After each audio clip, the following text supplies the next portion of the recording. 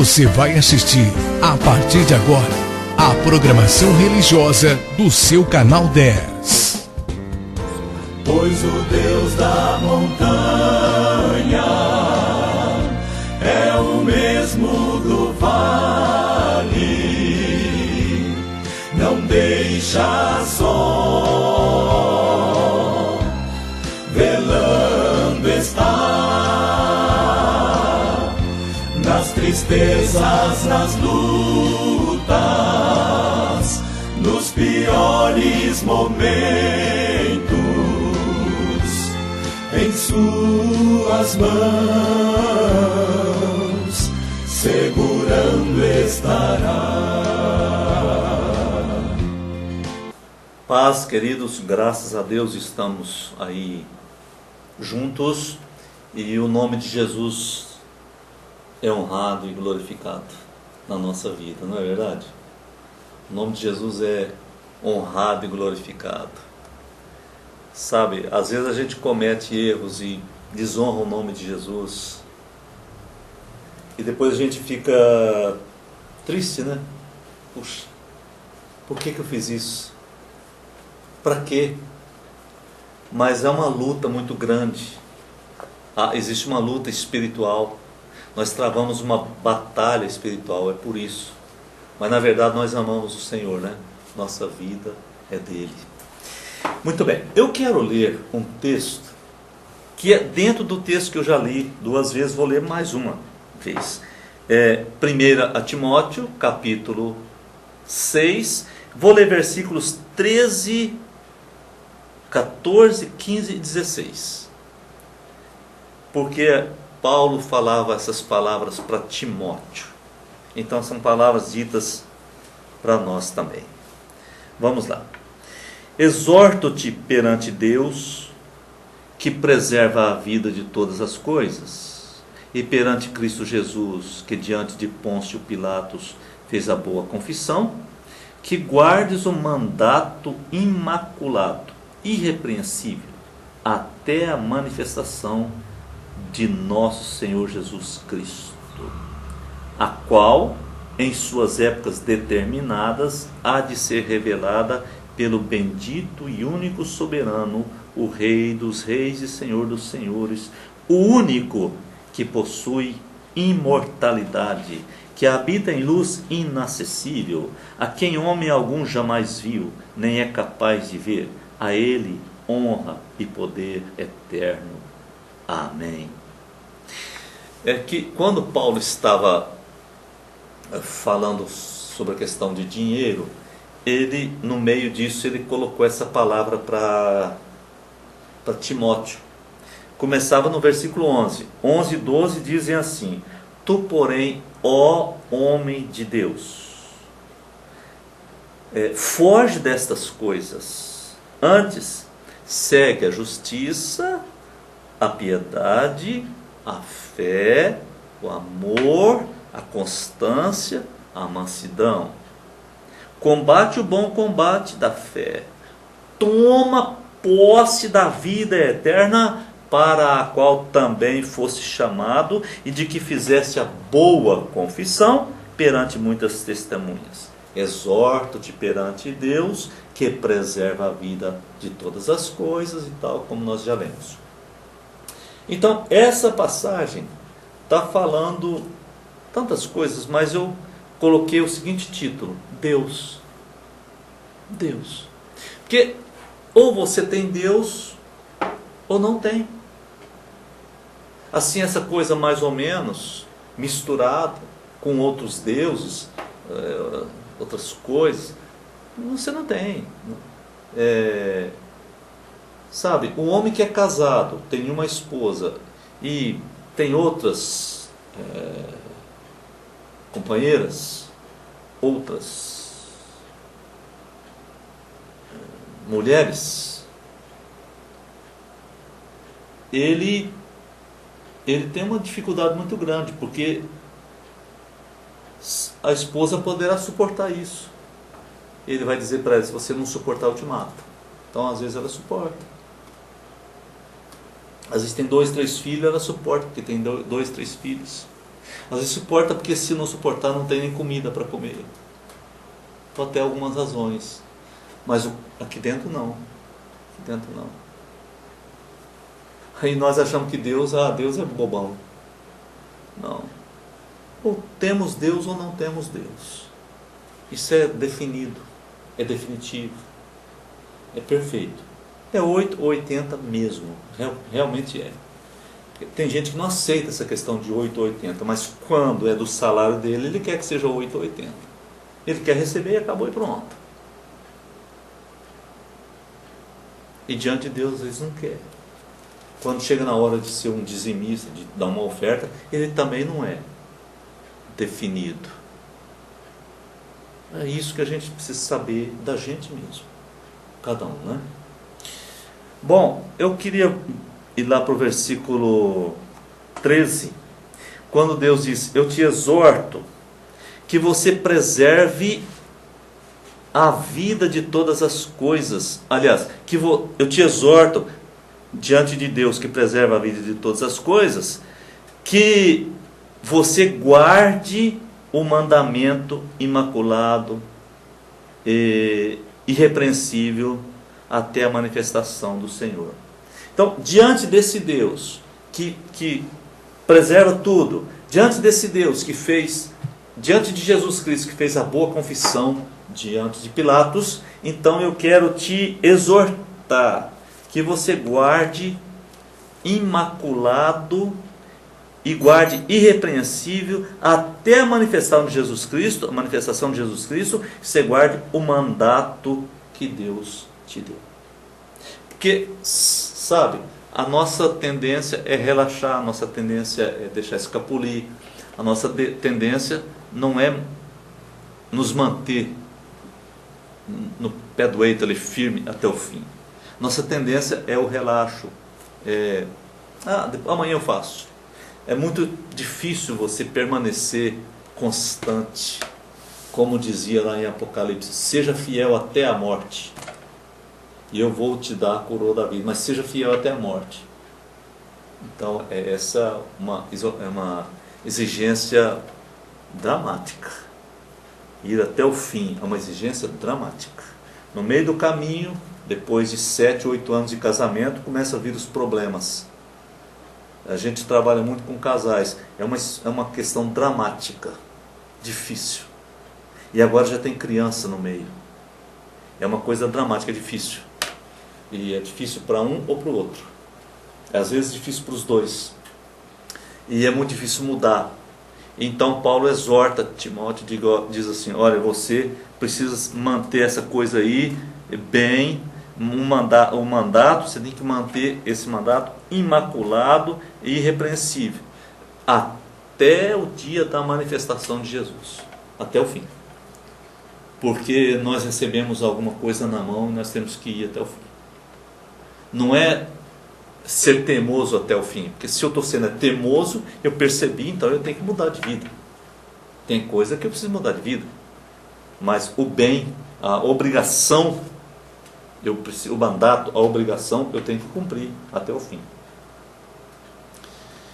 E no versículo 15 diz que a manifestação de Jesus Cristo, diz aqui, tem épocas determinadas para ser revelada. O Rei dos Reis, o único soberano, o Rei dos Reis, o Senhor dos Senhores, versículo 15, ele tem a época que vai ser revelada. Ele tem as épocas determinadas. E essas coisas serão reveladas um dia. Isso está chegando cada dia mais próximo. Uma das coisas que a gente vê, a proximidade, é por causa do cumprimento de profecias, cumprimento da palavra de Deus. Você gosta de ler a Bíblia? Eu sugiro, por exemplo, leia o capítulo 12 de Daniel. Eu não estou querendo interpretar Daniel, porque quem faz isso tem falado muita bobagem também.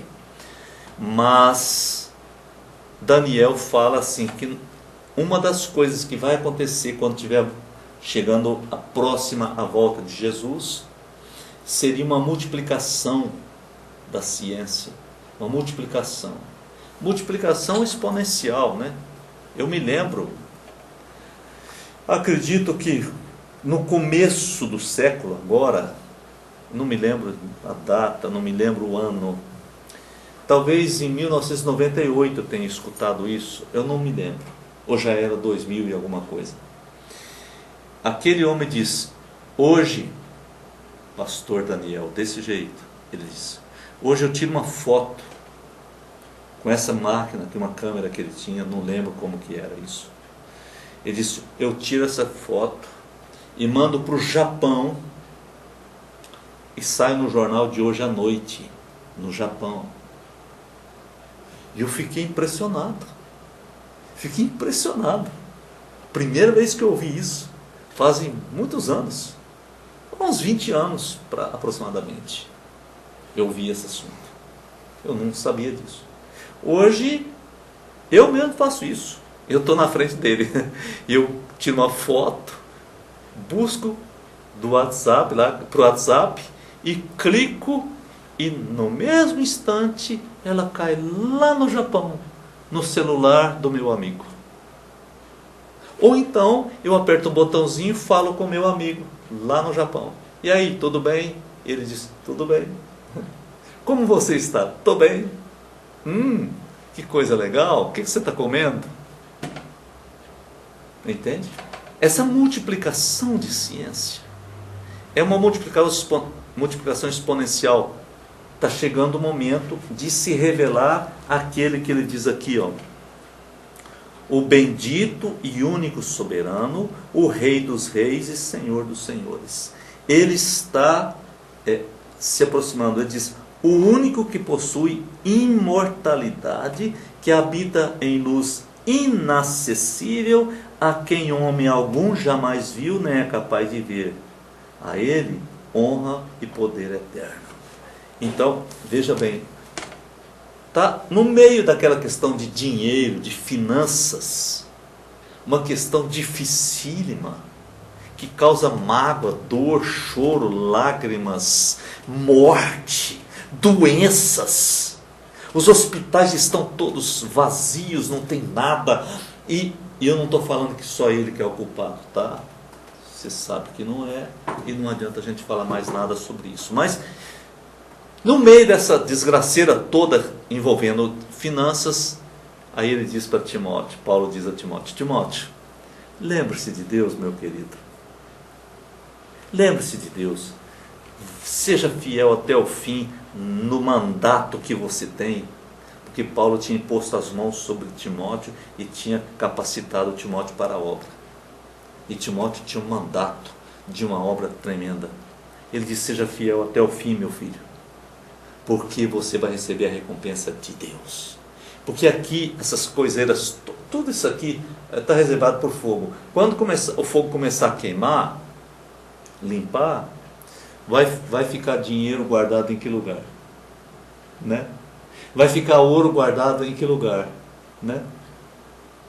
Os aviões que estão, as naves espaciais, vão ser guardadas em que lugar para não se estragar? E os ricos vão para as suas locas nas fendas das rochas? Para onde que eles vão? O que eles vão fazer depois?